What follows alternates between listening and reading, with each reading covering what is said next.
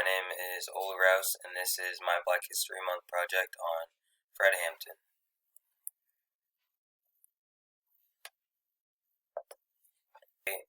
As a kid, Fred Hampton loved to play baseball. He was naturally a good leader and a good organizer from a young age, and in his youth, he formed a youth group of 500 people.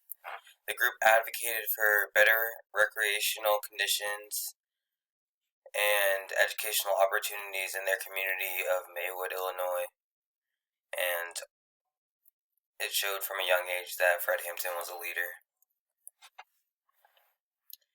As Hampton would mature and grow up, he majored in pre-law at a local junior college to defend his community from police brutality. On a recruitment mission for the NAACP, he would go on to join the Black Panther Party. He was able to unite Chicago by initiating peace between the gangs of Chicago. He brought enemies together with his peace negotiating, political, and unifying skills.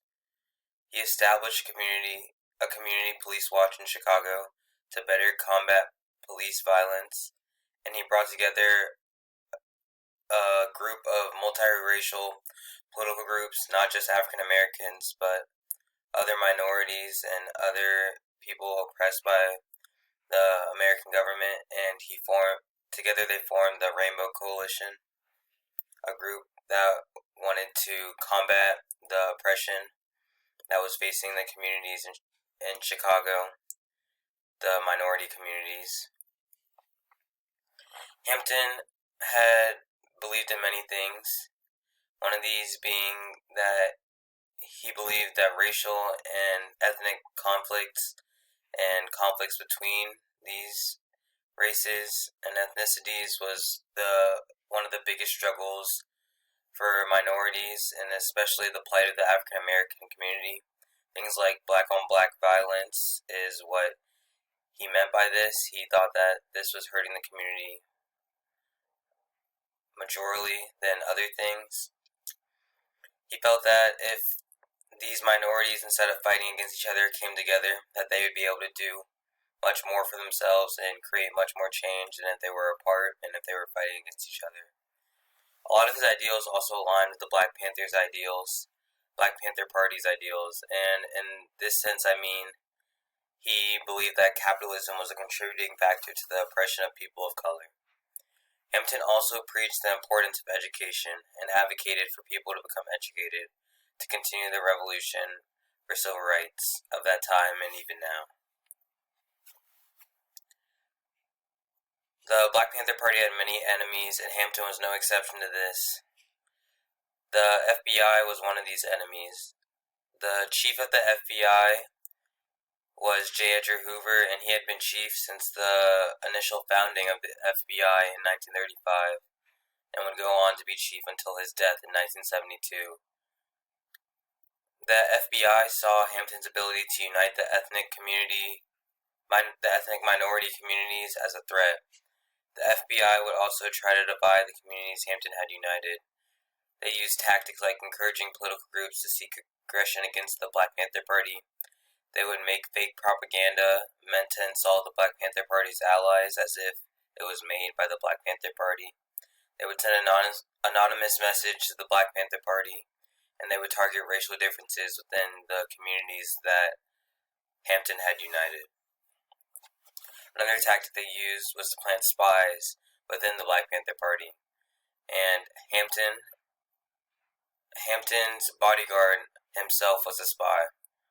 And on the night of December 3rd, 1969, that spy drugged Hampton and with barbiturates, and he did this because the FBI wanted to conduct a raid on Hampton's home that night. During the raid, the FBI and police came in, guns blazing, no regard for who was killed or injured, and many were killed and injured.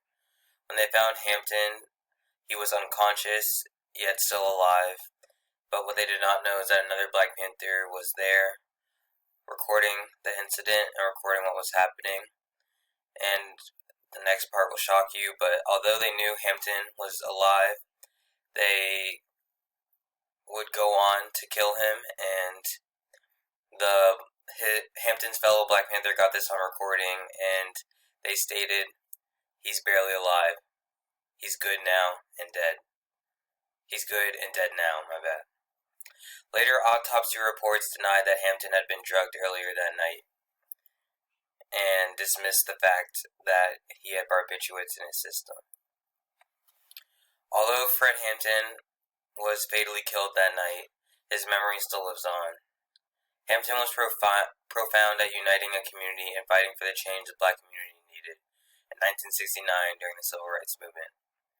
Hampton was not perfect, he had his flaws, however he was revolutionary, courageous, and intelligent.